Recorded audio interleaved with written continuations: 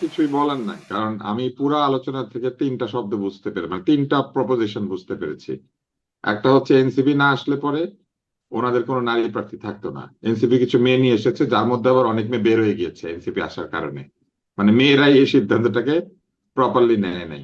এনসিপির সবচেয়ে বিখ্যাত পোস্টার গার্ল, যাকে আহ, ডিম ভ্রমণে নিয়ে যাওয়া হয়েছিল, আহ, এবং যিনি ডিমের অভিজ্ঞতা নিয়েছেন শুধু নিউ ইয়র্কে, তিনি পর্যন্ত এনসিপি ছেড়ে বের হয়ে গিয়েছেন। একটা দলের জন্য যিনি এত বড় একটি সংগ্রাম করেছেন, তাই না, সেই সংগ্রামের বিপরীতে তিনি বের হয়ে গিয়েছেন। তো এইটা কিন্তু আসলে খুব ভালো চিহ্ন না।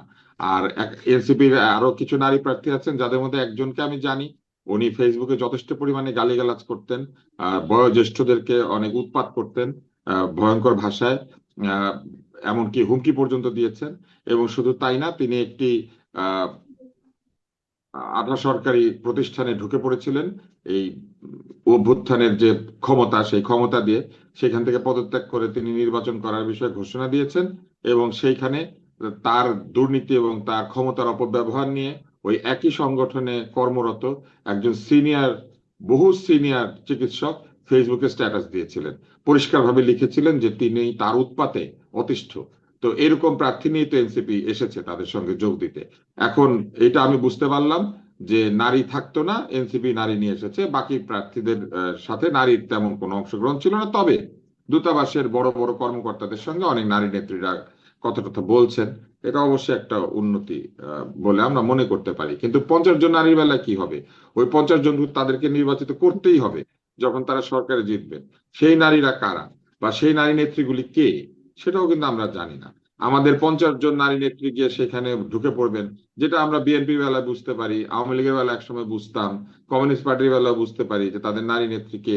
ধরেন এই যে মোশরেফা মিশু, আমরা জানি যে যদি কখনো তারা ক্ষমতা যায়, উনি কোটায় হইলেও একটা নারী আসন পাবে।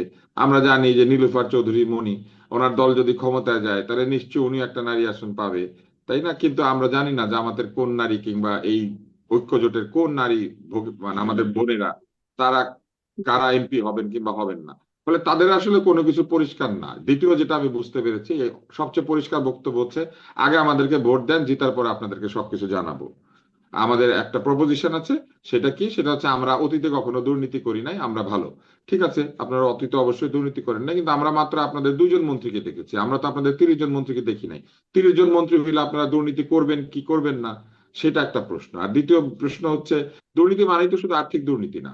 দুর্নীতি কিন্তু মানে আসলে অনেক এটা কি ধরনের। করে বলবেন, মানে দুর্নীতি এটি মানে আসলে আর্থিক কিভাবে দুর্নীতি আশ্বস্ত না, করবেন শারমিন। দুর্নীতি করবেন না? না না, জি। দুর্নীতি মানে শুধু আর্থিক দুর্নীতি না। দুর্নীতি মানে বিভিন্ন জায়গাতে নৈতিক অবস্থান থেকে সরে আসা।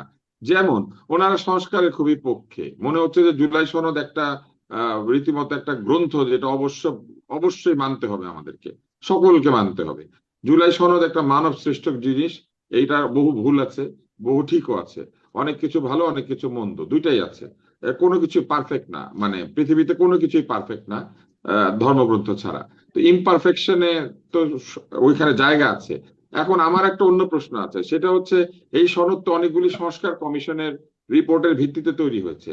তাহলে এই যে ওনাদের যে বৃহৎ জোট, সেই জোটে অধিকাংশ দল নারী সংস্কার কমিশনের নারী রিপোর্টটাকে ছুঁড়ে ফেলে দিয়ে একটা সভা সমাবেশ করেছিল বিরাট, এবং সেখানে আবার এনসিপির নেতারা যোগও দিয়েছিল। ফলে আমরা ধরে নিতে পারি এনসিপির নেতৃত্বের একটা অংশ ওই নারী সংস্কার কমিশনের বিরুদ্ধে।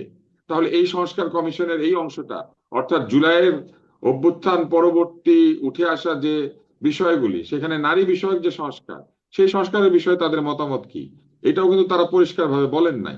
স্বাস্থ্য ব্যবস্থা তো 12টা বাজিয়েছেন তারা। এই এই যে এখন যে সরকার আছেন, তারা টিকা দিতে পারে নাই সময় মতো, বাংলাদেশে টিকার অভাব তৈরি হয়েছে। এটা নিয়ে কোনো সংবাদ পর্যন্ত হয় নাই।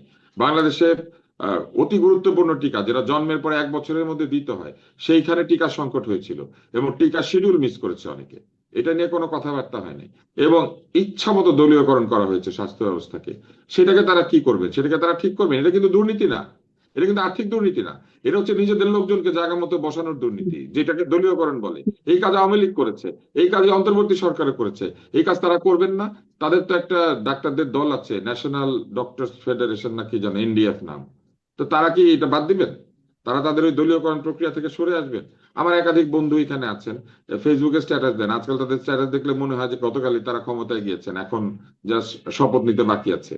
তো এই যে ডাক্তাররা রাজনীতি করে, এটা তারা বন্ধ করবেন? এটা তো তারা করবেন না, বরং আরো ভয়ঙ্কর ভাবে এই ডাক্তারদের রাজনীতি, প্রকৌশলীদের রাজনীতি এগুলো জি চলবে। এগুলা কিন্তু অর্থনৈতিক দুর্নীতি না, কিন্তু এগুলা এক ধরনের দুর্নীতি যেটা রাষ্ট্রকে দুর্নীতিগ্রস্ত করে ফেলে। মেধার পরিবর্তে দলের লোকজনকে সেখানে বসানোর পদ্ধতি তৈরি করে দেয়। আমরা তো এইসব বিষয়ে পরিষ্কার জানতে চাই। কেউ কোনোদিন ক্ষমতায় যায় নাই, এটা কোনো অজুহাত হইতে পারে না যে আমরা কোন, আমাদেরকে কোনোদিন টেস্ট করে দেখেন না, একটু টেস্ট করে দেখেন। মনে করেন তিতা করলা, কুইনাইন, তারপরে মনে করেন বাংলাদেশের যত তিতা ফল আছে সব এসে বলতেছে আপনারা তো আমাদেরকে দিয়ে পায়েস রান্না করেন না, একটু করে দেখেন। করার পরে দেখতে পারেন খাইতে ভালো লাগতে পারে। এটা কোনো যুক্তি হতে পারে না। যুক্তি হচ্ছে আপনারা যোগ্য ব্যক্তিদের নাম বলবেন যে দেখেন আমাদের দলে এইরকম এরকম লোক আছে, এইরকম এরকম নেত্রী আছে, এইরকম এরকম নেতা আছে।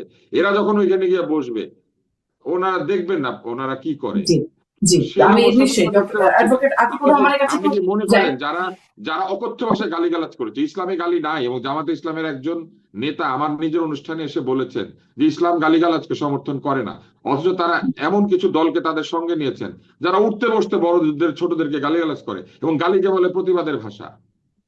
তা আমরা কি করে বুঝবো?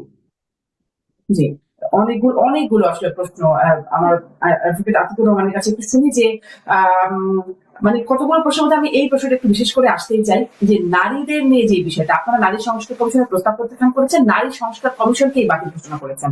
আপনাদের নিজেদের নারী প্রার্থী নাই এবং যারা নারী ছিল এনসিপি তারাও ছেড়ে গেল আপনাদের সাথে যুক্ত হওয়ার পরে। নারীদের সাথে কোনো মানে অসুবিধা মানে মিলছে না বিষয়, নারী বিষয়ে কোনো অস্বস্তিতে আছেন আপনারা?